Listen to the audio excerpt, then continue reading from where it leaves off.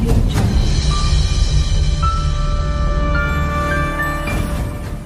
Ye Han pun terpental karena ia dipukul oleh polisi Yan sambil berkata, "Aku sepertinya sudah melihat ujung alam semesta." Polisi Yan pun menghampiri Ye Han dan berkata, "Bocah, aku akan membunuhmu." Ia terlihat sangat marah ke Ye Han. Ye Han pun menjawab, "Ibu polisi cantik, jangan gegabah. Sebenarnya aku sama sekali tidak melihat, jika celana dalammu berwarna merah muda." Polisi Yan pun memukul Ye Han sambil berkata, "Bocah, tutup mulutmu." Seketika itu seorang petugas polisi masuk ke ruang interogasi untuk melapor. "Kapten, wakil kepala polisi Zhao sudah datang. Tuan Feng dan sekelompok penjahat itu sedang dibebaskan." Polisi Yan pun berkata, "Baik, aku akan pergi melihatnya, dan kamu bawa bocah itu." Petugas polisi itu pun menjawab, "Baik, ketua." Pada akhirnya Ye Han juga dibawa pergi. Scene pun berpindah di koridor kantor polisi. Terlihat Tuan Feng sedang berterima kasih sudah dibebaskan sambil berkata, "Wakil Kepala Zhao, kali ini terima kasih banyak. Nanti aku akan memberikan sedikit barang berharga di kediamanmu." Wakil Kepala Zhao pun menjawab, "Kamu jangan sungkan, kita adalah teman, untuk apa begitu sungkan?" Seketika itu polisi Yan datang sambil berkata, "Wakil Kepala, ditemukan senjata api di bar tidak mabuk. Aku curiga mereka sedang menjalankan kegiatan ilegal, orang itu tidak bisa dibebaskan." Wakil Kepala Zhao pun menjawab, "Xiao Yan, kamu jangan sembarang bicara, jika tidak ada bukti. Tuan Feng adalah pembisnis yang legal, pistol itu milik pengawalnya. Mereka punya lisensi senjata, ini sudah sesuai hukum. Sebaliknya bocah ini, dia barulah target utama kita, apa kamu mengerti?" Terlihat Wakil Kepala Zhao sedang membela Tuan Feng dan melemparkan semua kesalahan kepada Ye Han. Tuan Feng pun tertawa senang sambil berkata, "Wakil Kepala Zhao sangat berwawasan, aku yakin di bawah kepemimpinanmu, hukum dan ketertiban kita akan semakin baik." Wakil Kepala Zhao pun menjawab, "Terima kasih atas pujiannya Tuan Feng. Itu tetap harus diselidiki dengan jelas dulu, baru membebaskan orang. Jika membebaskan mereka sekarang, apakah tidak terlalu gegabah?" Ucap polisi Yan ke Wakil Kepala Zhao. Kepala Zhao pun marah sambil berkata, "Aku wakil kepala atau kamu wakil kepala polisinya, lakukan sesuai perintahku. Cepat tanggap Ye Han dan kurung dia di penjara." Terlihat Ye Han dan polisi Yan dikepung oleh beberapa polisi lainnya. Ye Han dengan santainya berkata, "Wakil kepala polisi Zhao, aku nasihati kamu untuk pertimbangkan dengan baik lagi." Sambil mengirimkan pesan ke temannya, wakil kepala polisi Zhao pun menjawab, "Kamu orang kecil termasuk apa, masih menyuruh aku mempertimbangkannya. Tangkap dia, nanti aku akan menginterogasinya sendiri." "Baik wakil kepala," ucap beberapa anggota polisi itu. Seketika itu polisi Yan menghadang anggota polisi itu dan berkata, "Hentikan, aku sudah mendapatkan pemberitahuan email dari Departemen Provinsi, sekarang aku yang bertanggung jawab sepenuhnya pada kasus ini. Semuanya mundur." Sambil menunjukkan pesan di HP-nya, Wakil Kepala Zhao pun kesal dan berkata, "Lancang, Kapten Yan, kamu sedang bicara dengan siapa? Kamu tidak menganggapku sebagai wakil kepala polisi." Polisi Yan pun menjawab, "Ini adalah perintah langsung dari Departemen Provinsi, semua petugas. Dengarkan perintahku, tangkap Feng Tao." Terlihat beberapa petugas polisi itu kebingungan dan berkata, "Kita harus mendengarkan siapa?" Kapten Yan seharusnya tidak akan sembarangan membuat perintah palsu dari Departemen Provinsi. Pemberitahuan itu pasti benar. Wakil Kepala Zhao pun marah dan memaki para bawahannya. "Bagaimana kerja kalian sebagai polisi? Apa kalian bingung dengan email yang tidak berdasar? Xiao Yan, aku akan menarik posisimu sebagai kapten."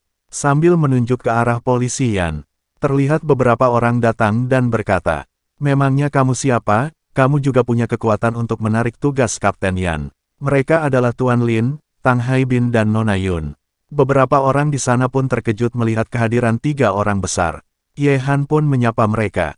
"Yun, kakak Lin." Tang Haibin pun berkata, "Aku dengar ada orang yang sedang menindas adik dari saudaraku. Aku ingin lihat, siapa yang punya nyali sebesar itu." "Sialan, beraninya memaki kami," ucap mereka berdua di dalam hati.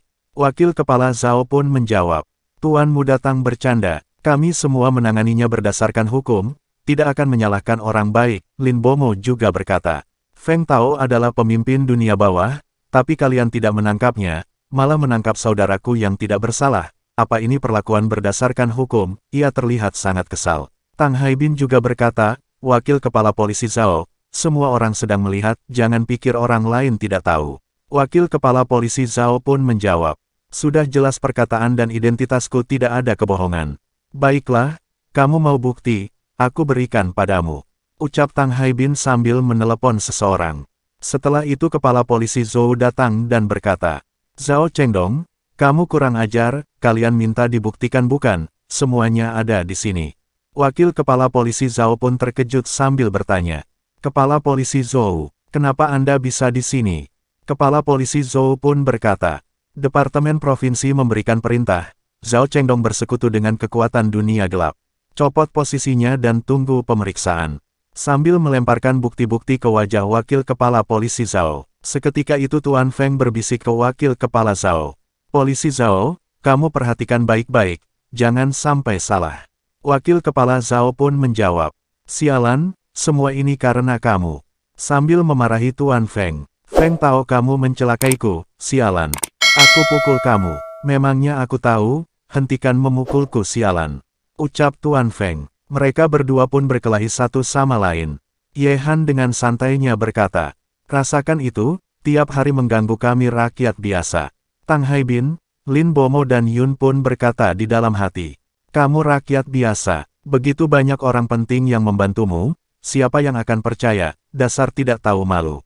Sin pun berpindah di kafe Persian Pub, terlihat mereka berempat sedang merayakan kebebasan Ye Han. Ye Han pun berterima kasih kepada mereka dan berkata, Kak Tang, Kak Lin dan juga Yun terima kasih atas bantuan kalian. Tang Haibin pun menjawab, masalah kecil, sebelumnya mendengar kabar buruk tentang masalahmu. Kakak dari awal ingin berteman denganmu, Lin Bomo juga ikut berkata. Kamu harus banyak berterima kasih kepada adik Yun, demi masalahmu. Dia menggunakan koneksi keluarganya, makanya perintah Departemen Provinsi cepat diturunkan. Seketika itu Ye Han terkejut dan menjawab, apa hubunganku dengan Yun harus mengutarakan ucapan terima kasih. Yun pun tersipu malu dan mendorong Ye Han sambil berkata, siapa yang ada hubungan denganmu? Mereka bertiga pun tertawa gembira. Setelah itu mereka melanjutkan pestanya dengan minum-minum bersama. Ye Han mengangkat gelasnya sambil berkata, mari, Kak Tang dan Kak Lin lanjutkan minum. Akan tetapi mereka sudah tumbang karena efek minum alkohol. Ye Han pun berkata, kenapa semuanya tumbang? Baru minum sedikit saja. Lin Bomo pun terbangun dan menjawab, Han, kamu terlalu kuat minum. Setelah itu Ye Han dan yang lainnya mengakhiri pestanya dan akan pulang. Han, aku dan Tang Haibin duluan ya, kuserahkan Yun kepadamu. Ucap Lin Bomo dan bergegas meninggalkannya. Ye Han pun terkejut dan berkata, hei, kenapa harus aku? Tunggu, Lin Bomo pun menjawab. Han, semangat ya, jangan lewatkan kesempatan ini. Semangat apanya? Apa maksudnya ini? Ucap Ye Han. Seketika itu Yun dalam keadaan tidak sadar ia berkata, aduh, panas sekali. Sambil menarik bajunya, Ye Han pun terkejut dan berkata, hei, jangan ini masih di jalan, Nona besar kendalikan dirimu. Sin pun berpindah di sebuah hotel. Ye Han mengantarkan Yun ke hotel untuk bermalam. Ye Han sedang memandangi Yun yang lagi tidur sambil berkata, siapa bilang mudah mengurus orang mabuk? Seketika itu Yun menarik selimutnya sambil berkata, aduh, panas sekali. Ye Han pun melihat keindahan tubuh Yun dan berkata, wah, sungguh tubuh yang cantik sekali. Ia juga berkata di dalam hati, apa malam ini dapat mengakhiri masa perjakaanku?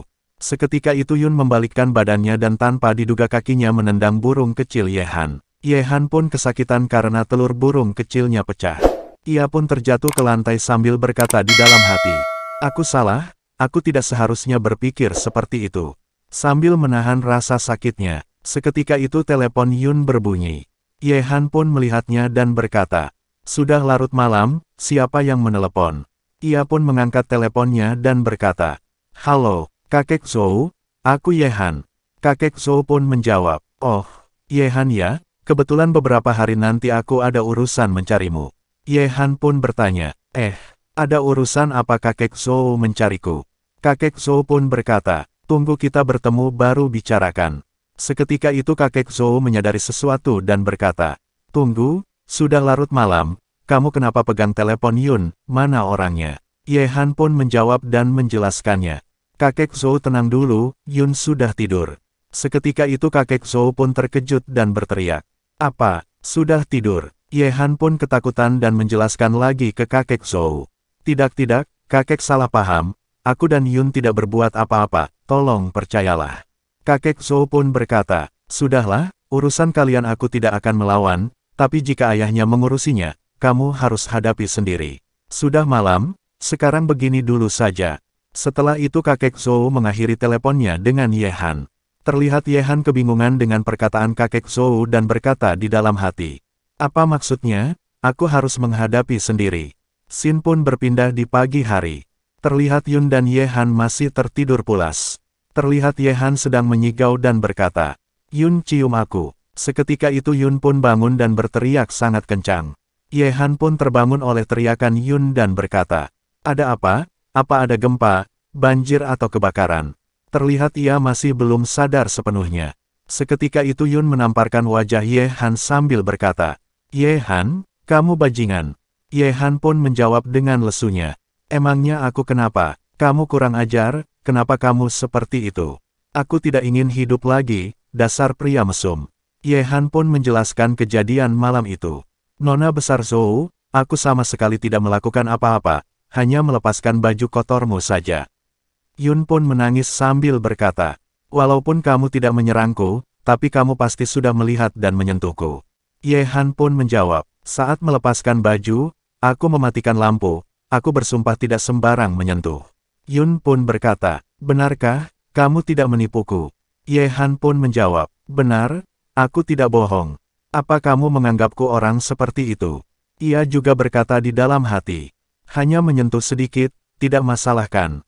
Yun pun berkata ke Ye Han, kamu pasti tidak sembarangan menyentuh, tidak melihatku dan tidak berbuat hal aneh kan?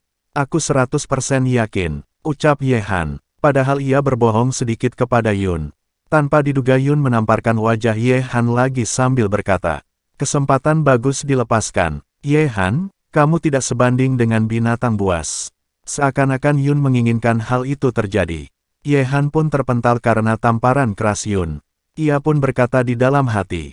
Hati perempuan sulit ditebak. Setelah itu Yun menelpon seseorang sambil berkata, halo, aku ada di Hotel Persahabatan di kamar 3-303, antarkan baju ganti ke sini sekarang.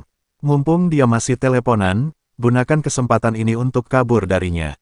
Ucap Ye Han di dalam hati.